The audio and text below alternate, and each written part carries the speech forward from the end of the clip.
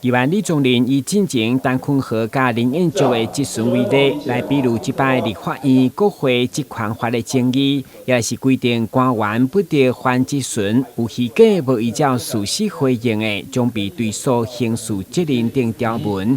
议员认为根本是扩大权力，乃是改革。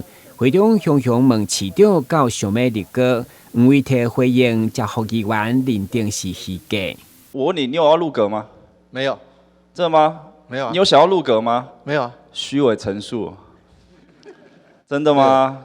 议员当完市长不入阁吗？议员猜不透我的心。哦，这样子哦。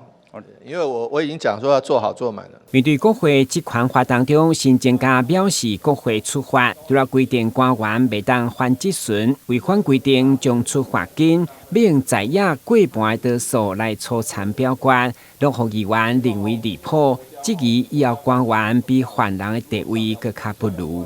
其实是比犯人还要不如的这个状况啊，所以呢，我们希望我们今天的国家我们国家发生了这么重大的事情，如果上梁不正下梁歪，到我们的地方政府的地方市议会，如果也都这样干，藐视议会的话，那到底是谁还想要来当官？来当官的是一挂阿萨布鲁维朗啦，所以呢，应该要停止的粗暴表决，然后法案全面退回过去在国民大会末代国民大会的时候，他也自己通过了一个。就是延任1年半，能够这个所谓的让宪政顺利过渡，的这个部分。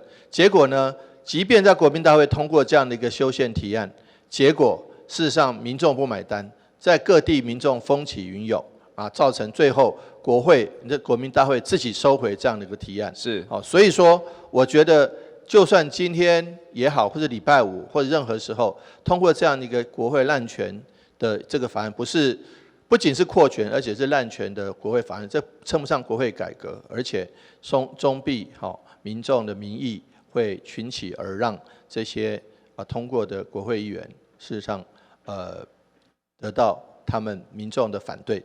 质询的同时，立法院继续表决国会职权法，同时公民团体嘛持续号召民众上街头抗议，究竟该法案敢会3度过关，值得全民关心。台南新闻军籍张硕维采访报道。